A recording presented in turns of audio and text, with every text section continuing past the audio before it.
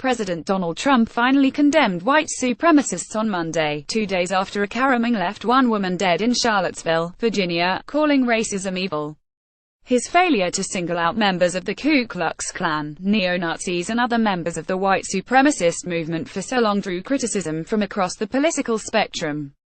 By Sunday, he had only decried hatred, bigotry and violence on many sides. His slow reaction angered his critics even more, as they were in the knowledge that a range of authority figures had warned Trump of the threat that white supremacists posed months before James Alex Fields Jr. plowed his car into counter-protesters, killing Heather Heyer.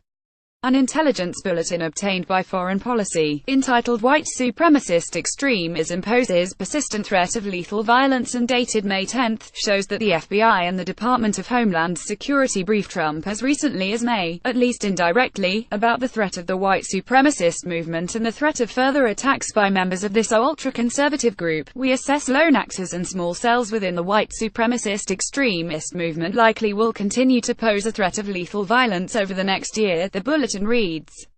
Daily emails and alerts get the best of Newsweek delivered to your inbox. The FBI explicitly says in the briefing that white supremacists are to blame for the majority of domestic extremism. They were responsible for 49 homicides in 26 attacks from 2000 to 2016, more than any other domestic extremist movement, the document states. Not only have the security services warned Trump about the threat of white supremacists, but so too have his Democratic rivals and predecessors. Barack Obama, days before Trump's election win over Hillary Clinton, took aim at Trump for refusing to decline the support of former KKK leader David Duke. If you accept the support of a Klan sympathizer, the Klan, and hesitate when asked about that support, then you'll tolerate that support when you're in office, he said at a North Carolina rally.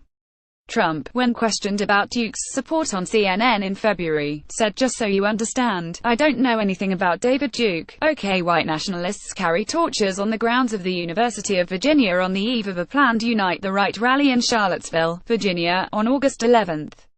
Alejandro Alvarez News 2 share via Reuters. Clinton herself targeted Trump for allowing far-right sympathies to creep into his campaign, as well as his hiring of Breitbart CEO Steve Bannon, who used the news website as a platform for the alt-right, the Clinton campaign said on its website.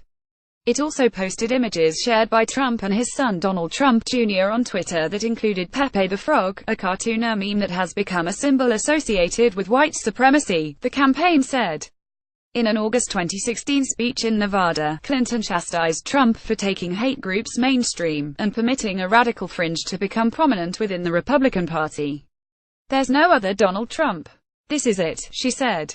Rights groups such as the Southern Poverty Law Center (SPLC) have warned that far-right bigots have been emboldened by the Trump presidency and criticized both Trump and the White House for failing to even mention the Charlottesville showdown when it was known that the Unite the Right march would be taking place, and met by counter-protests. From the day he came down the escalator in the tower that bears his name, Trump consciously poured fuel on the fire, the Southern Poverty Law Center said in a release after the Charlottesville clashes.